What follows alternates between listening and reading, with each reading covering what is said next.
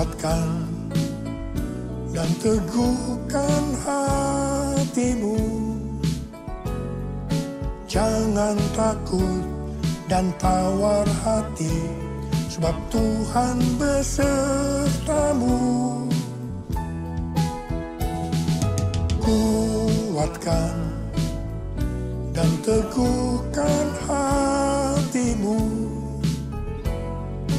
Yesus Tuhan berjalan di depanmu, berikan kemenangan. Yesus Tuhan berjalan di depanmu, berikan kemenangan.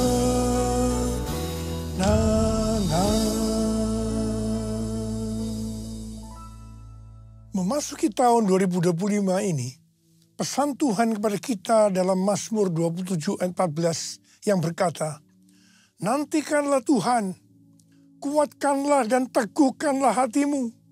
Nantikanlah Tuhan. Orang yang menantikan Tuhan adalah orang yang mengandalkan Tuhan. Orang yang berharap kepada Tuhan. Yeremia 17 ayat 5 dan 6 berkata, beginilah firman Tuhan, terkutuklah orang yang mengandalkan manusia, yang bersandar pada kekuatan manusia fana, dan yang hatinya menjauh dari Tuhan. Ia akan seperti semak gundul di padang belantara. Ia tidak akan melihat datangnya keadaan baik.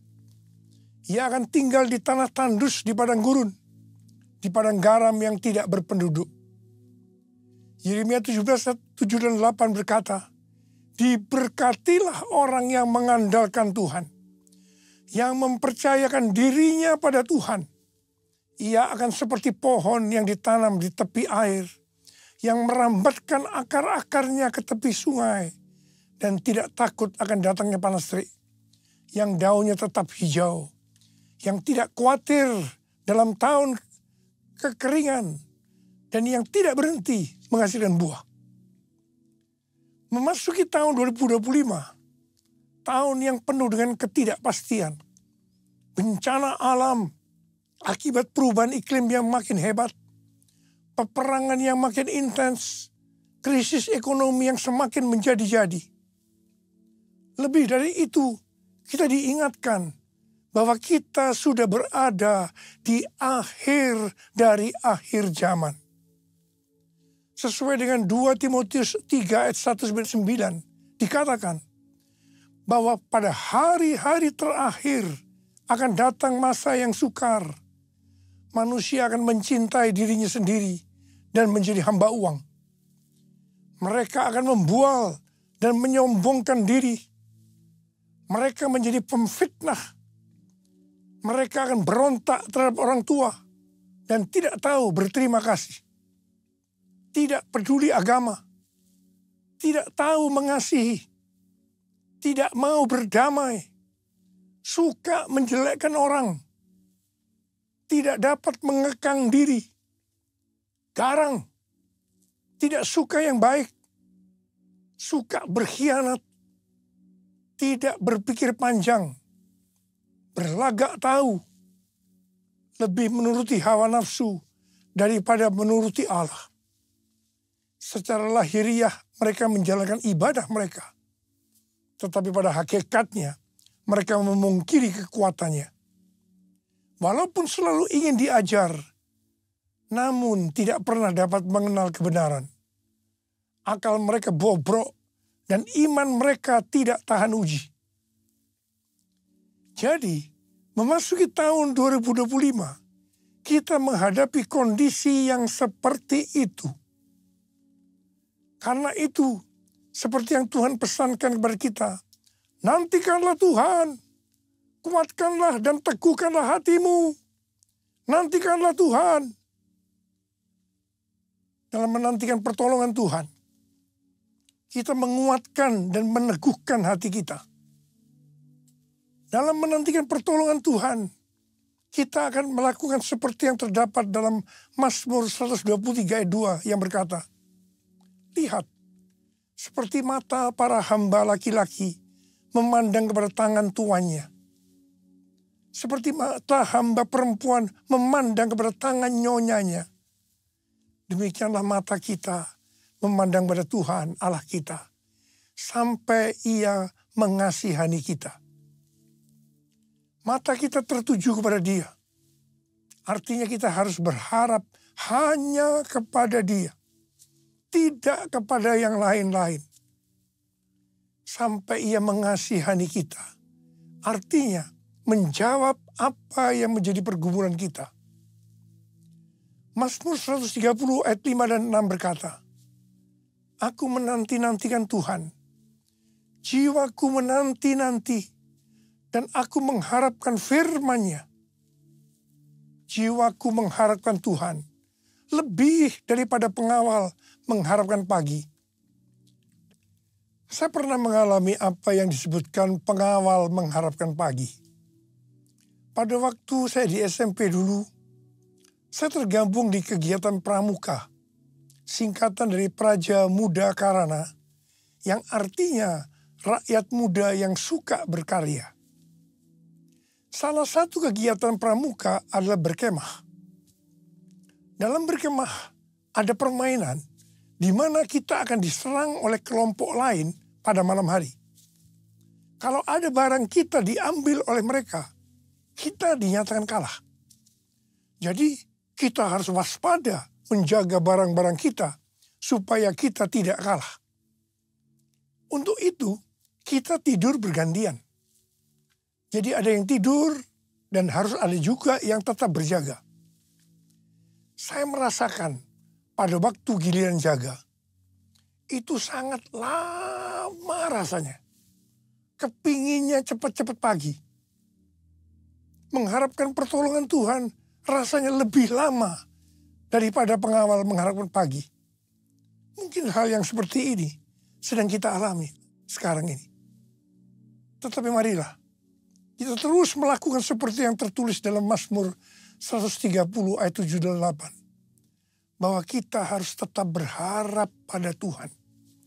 Sebab pada Tuhan ada kasih setia.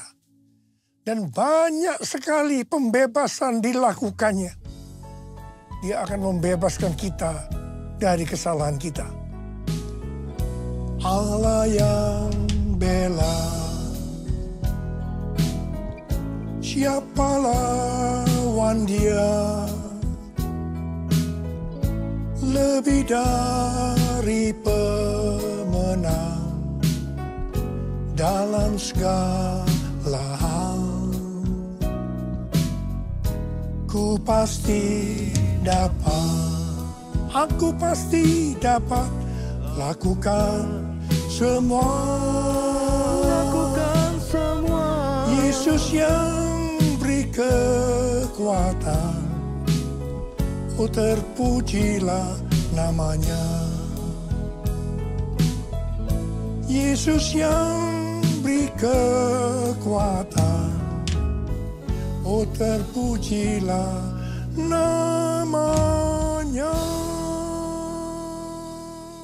Tema tahun 2025 adalah tahun penuaian, the year of harvest.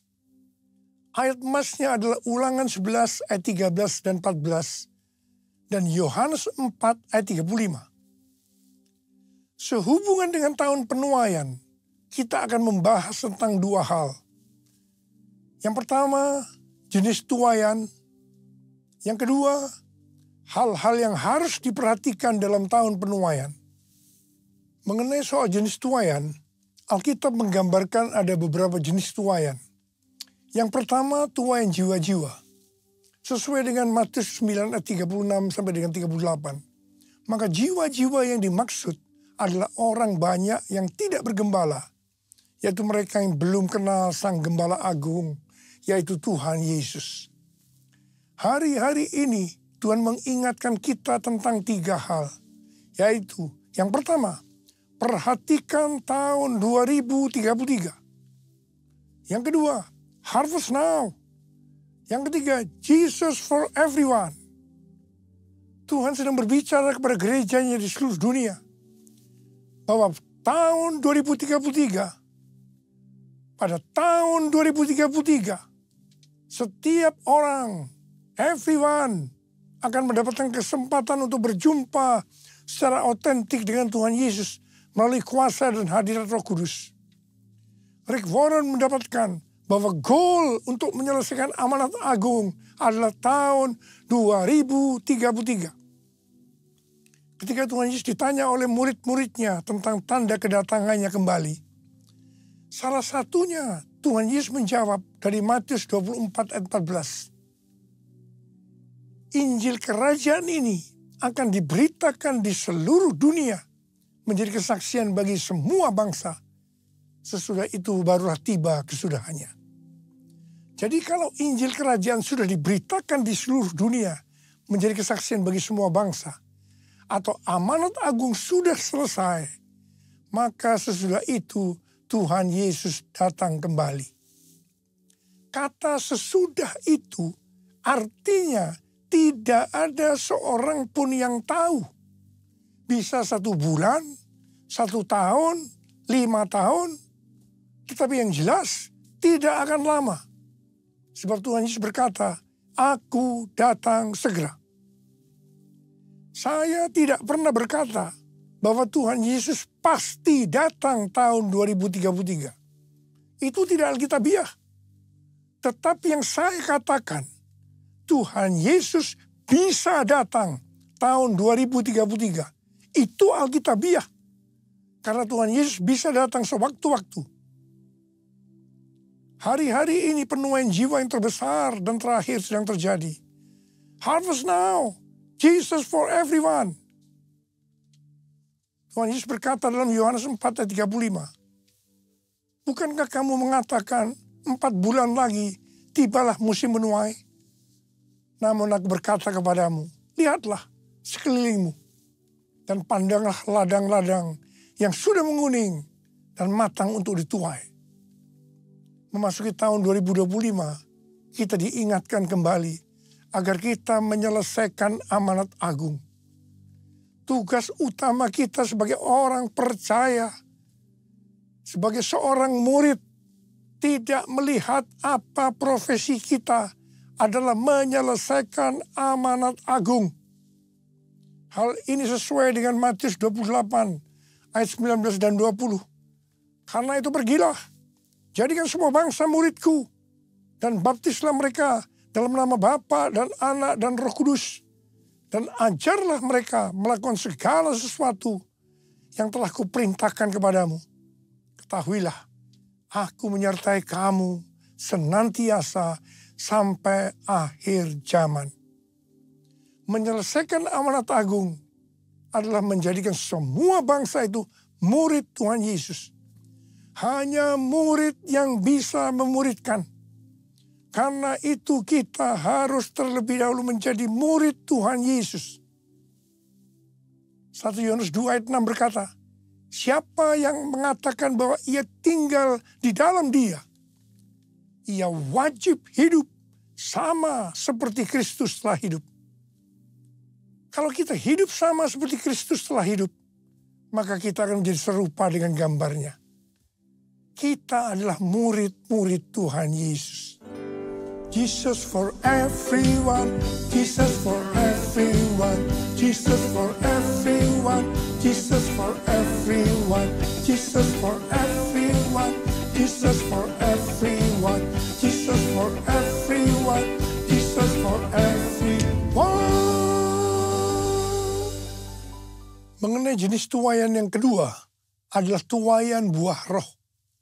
Roma 7 ayat 4 berkata, sebab itu, saudara-saudaraku, kamu juga telah mati terhadap hukum Taurat oleh tubuh Kristus, supaya kamu menjadi milik orang lain, yaitu milik Dia yang telah dibangkitkan dari antara orang mati, agar kita berbuah bagi Allah.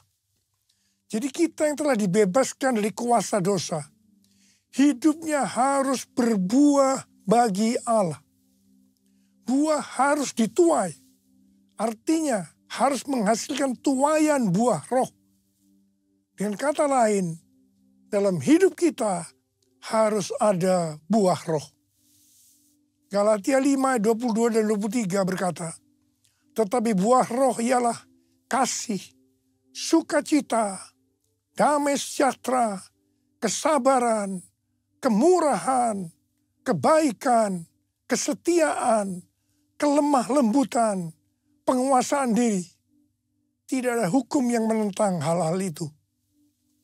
Salah satu aspek dari buah roh adalah kelemah lembutan, yang dapat diartikan juga sebagai kerendahan hati, humility. Kita semua harus rendah hati. Jangan sombong, jangan congkak. Karena Allah menentang orang congkak, tetapi mengasihani orang yang rendah hati.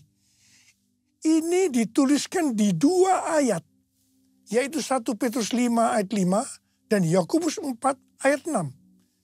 Ini berarti peringatan yang sangat serius dari Tuhan. Dalam Amsal 16 ayat 5 berkata, setiap orang yang tinggi hati menjijikkan bagi Tuhan, ia pasti tidak akan luput dari hukuman. Amsal 16 ayat 18 berkata, kecongkakan mendahului kehancuran, dan tinggi hati mendahului kejatuhan. Karena itu, saya mengingatkan kepada kita semua, jangan sombong, jangan congkak, jangan tinggi hati. Jenis tuaian yang ketiga adalah tuaian berkat. Sesuai dengan Ulangan 6 ayat 6 sampai dengan 11 dikatakan bahwa Tuhan akan memberikan kepada umatnya, yaitu kepada kita semua, kota yang tidak mereka dirikan, rumah yang tidak mereka isi, sumur yang tidak mereka gali, dan kebun anggur yang tidak mereka tanam. Meskipun melibatkan usaha manusia, tuaian berkat bagi kita sesungguhnya adalah anugerah Tuhan. Mengenai melibatkan usaha manusia, kita harus mengingat apa yang dikatakan Amsal 10 ayat 22 yang berkata, berkat Tuhanlah yang menjadikan kaya, jerih payah tidak akan menambahinya.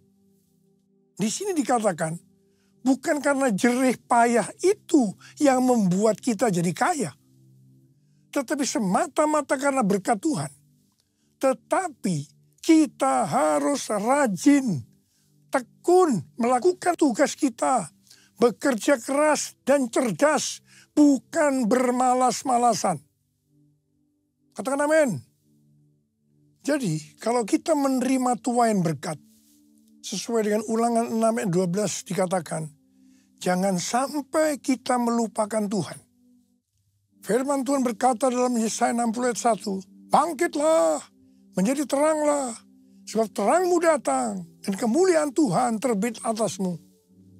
Kalau kita lakukan itu, maka kita akan mengalami seperti Yesaya 60 ayat 5 yang berkata, pada waktu itu engkau akan heran melihat dan berseri-seri.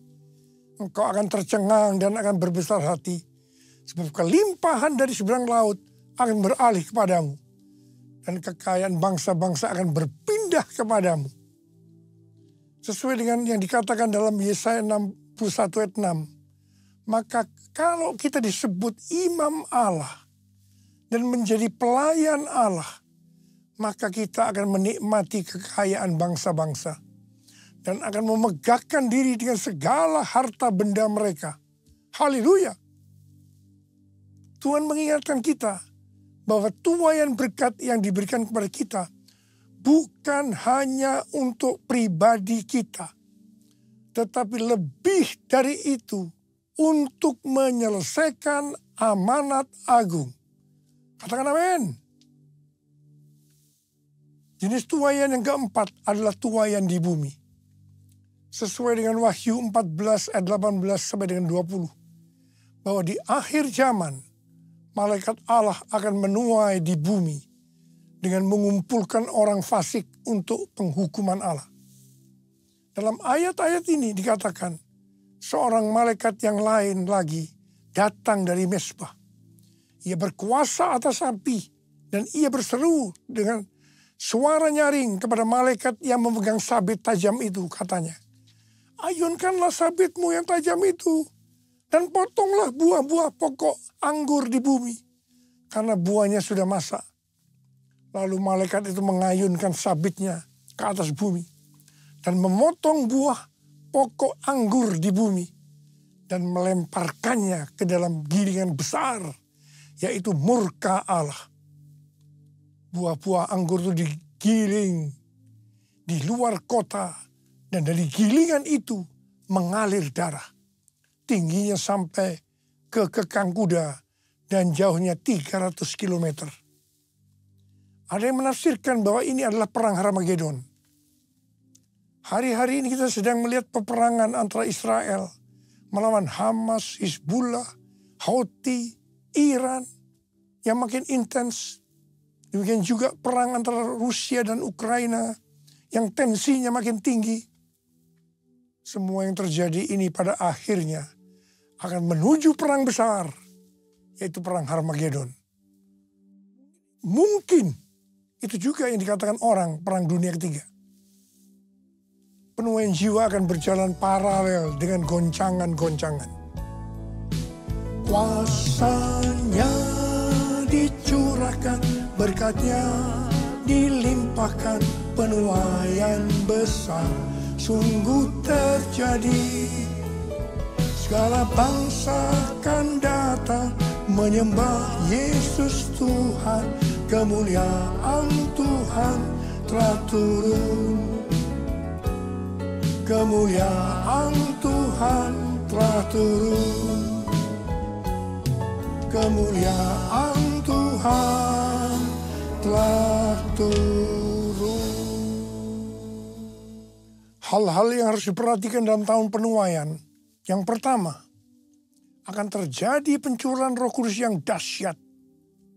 Panen dapat dituai apabila ada hujan awal yang fungsinya adalah untuk menggemburkan tanah. Dan hujan akhir yang fungsinya untuk menyiapkan tuaian. Ulangan 11 ayat 13 sampai dengan 14 berkata, jika kamu sungguh-sungguh mendengarkan perintah yang kusampaikan kepadamu pada hari ini, dengan mengasihi Tuhan Allahmu, dan beribadah kepadanya dengan segenap hatimu dan segenap jiwamu, maka ia akan memberikan hujan untuk tanahmu pada masanya. Hujan awal dan hujan akhir, sehingga engkau dapat mengumpulkan gandum, anggur, dan minyakmu. Yang dimaksudkan dengan hujan akhir adalah pencurahan Roh Kudus di hari-hari terakhir ini, yang akan mempersiapkan tuaian jiwa yang terbesar. Dan yang terakhir, itu adalah Pentakosta yang ketiga. Pada tanggal 23 sampai dengan 25 Oktober 2024, diadakan simposium Pentakosta ketiga di Church of God, Cleveland, Tennessee. Simposium Pentakosta ketiga artinya hanya membicarakan Pentakosta ketiga. Ini adalah hari yang bersejarah. Pertanyaannya, mengapa harus di Amerika? Hal ini sesuai dengan nubuatan C.D. Jacobs bahwa gerakan Pentakosta ketiga dari timur ke barat dan kembali ke Yerusalem. Barat yang dimaksudkan adalah Amerika Serikat. Jadi dari Amerika Serikat, Pentakosta ketiga akan menyebar ke seluruh dunia. Yang kedua, hal-hal yang harus diperhatikan dalam tahun penuaian adalah hukum tabur tuai. Seperti yang terdapat dalam Galatia 6 ayat 7b sampai dengan 10 yang berkata, karena apa yang ditabur orang, itu juga yang akan dituainya. Sebab siapa yang menabur dalam dagingnya, ia akan menuai kebinasaan dari dagingnya. Tetapi siapa yang menabur dalam roh, ia akan menuai hidup yang kekal dari roh itu. Janganlah kita jemu-jemu berbuat baik. Karena apabila sudah datang waktunya, kita akan menuai jika kita tidak menyerah. Karena itu, selama masih ada kesempatan bagi kita, marilah kita berbuat baik kepada semua orang, tetapi terutama kepada saudara-saudara seiman kita. Memasuki tahun 2025, kita akan menuai apa yang ditabur tahun 2024. Saya berdoa supaya kita menuai yang baik. Karena kita menabur yang baik. mengawali tahun 2025. Saya ajak saudara untuk mengangkat tangan kita. Dan kita katakan bersama-sama. Hosana, Hosana di tempat yang tinggi. Hosana, Hosana di hati yang suci. Hosana, Hosana, Hosana di tempat yang tinggi. Hosana, Hosana di hati yang suci. Di hati yang suci. Mari berbahasa roh, sembah Dia.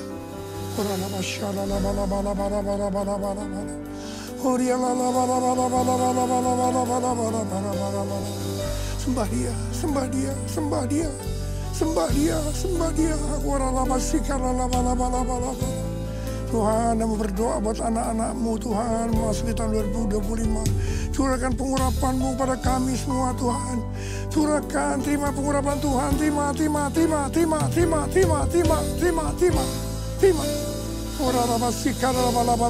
kasih. Tuhan, kami berdoa, biarlah apa saja yang dikerjakan anak-anak-Mu tahun 2025, semuanya berhasil. Yang percaya, terima dengan berkata, amin. Selamat tahun baru 2025, tahun penuaian, the year of harvest. Tuhan Yesus memberkati kita semua berlimpah, limpah, limpah. Amin.